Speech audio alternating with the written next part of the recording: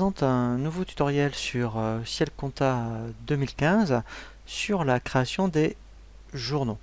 Nous verrons déjà les options des journaux proposés par Ciel Compta, mais également comment créer d'autres journaux, notamment des journaux de trésorerie si vous avez plusieurs banques, et également des journaux de type OD.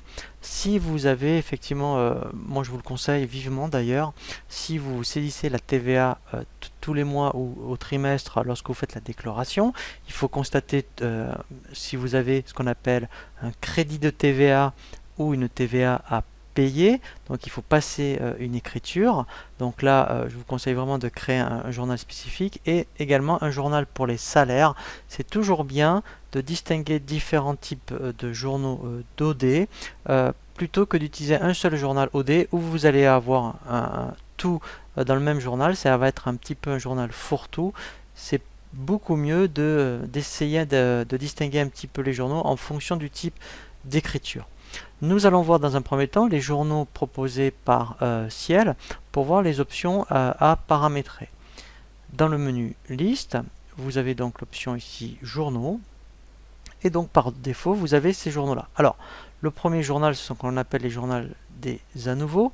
Alors, il n'y a rien à faire, hein, donc on verra justement une fois qu'on a bien mis en place votre dossier, après avoir créé le plan comptable, les journaux, avant de faire la moindre saisie, on verra un tutoriel sur la saisie des à nouveau. Donc, ce journal-là est proposé par défaut sur Ciel.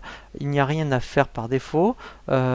Et au niveau des numéros de pièces, vous n'aurez qu'une seule pièce puisque vous allez saisir vos à nouveau sur une seule fois. Donc, pour les à nouveau, rien de particulier.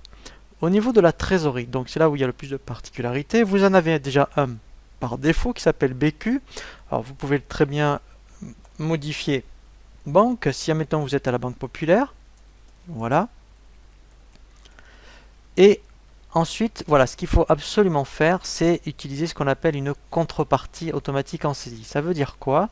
Ça veut dire que dès que vous serez dans le journal de banque, eh bien, lorsque vous allez faire un encaissement ou un règlement, automatiquement il va mettre le 512 tout seul. Donc à chaque fois que vous créez un journal, on va en créer un autre pour vous montrer. Il faudra mettre le compte de contrepartie. Ce que je vous conseille également, c'est de dire à partir de quelle pièce vous voulez commencer. Vous dites que vous voulez commencer à partir de la pièce numéro 1. Alors là, c'est vrai que sur les numéros de pièces, il y a quand même une procédure pour ce qui concerne l'organisation comptable. Pour tout ce qui est achat, OD et banque, mettez le numéro de pièce 1. Ensuite, il va incrémenter lui-même les numéros de pièces. À chaque fois que Ciel va vous proposer un numéro de pièce, il faudra absolument le saisir sur votre document.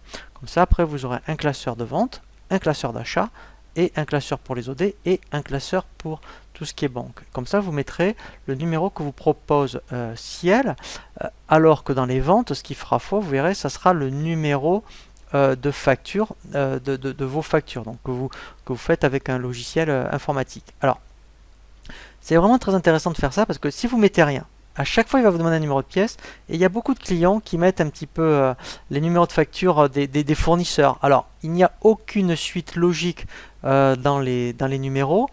Si votre expert comptable vous le sollicitez par rapport aux réglementations demandées par les impôts, si vous avez un contrôle fiscal, lorsque les impôts vont vous demander ce qu'on appelle un fichier d'archives qui est proposé par Ciel, ils vont regarder la chronologie des numéros de pièces. Donc si vous saisissez le numéro de pièce de fournisseur, à chaque fois, c'est pas possible que entre deux numéros de facture de fournisseurs différents, vous ayez une suite.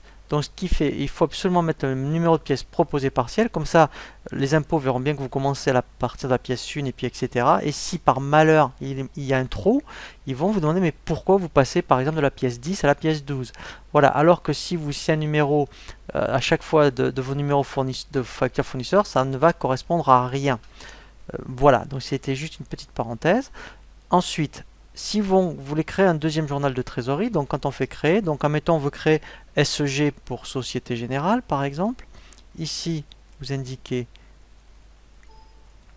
Société Générale, type vous mettez trésorerie, vous cochez contrepartie en saisie, et là il faut absolument aller chercher le compte 512 correspondant. Alors, soit il existe, oui, donc quand on tape 512. Donc là, il n'existe pas. Donc je fais créer et je vais créer le 512-200 par exemple que je vais appeler, voilà, Société Générale. Voilà. Et là, après, on fait OK. Voilà, donc au moins, ce compte est bien associé à votre journal et vous dites je vais commencer à partir de la pièce 1 et vous cochez aussi, comme ça c'est une sécurité, testez les doublons, comme ça vous ne pourrez jamais avoir deux fois le même numéro de pièce. Et je fais OK. Donc ça, ce sera pour la trésorerie. Vous avez donc le même principe pour la caisse. Donc là, en principe, il n'y en a qu'un. On utilise celui qui est proposé partiel. Vous pouvez juste modifier ici le compte. Vous dites je veux commencer à partir de la pièce 1 et je teste les doublons. Voilà. Après, vous avez les achats. Donc là, on utilise, il n'y a pas de raison de ne pas utiliser le journal proposé partiel. Là, vous dites je vais numéroter à partir de la pièce 1. Je teste les doublons. Et ensuite, alors après, il y a le journal des ventes. Donc là, pareil. Alors là, il n'y aura pas de numéro de pièce puisque ce sera vos numéros de facture qui font foi. Vous pouvez quand même, par sécurité, si vous utilisez deux fois le même numéro de facture, voilà, tester les doublons. Et enfin, vous avez ce qu'on appelle les OD. Donc là, les OD, comme son nom s'indique, c'est tout ce qui ne concerne pas les achats, la trésorerie, les ventes et la caisse, par exemple. Voilà. Les OD, pareil. Vous dites, je vais commencer à partir de la pièce 1. Voilà.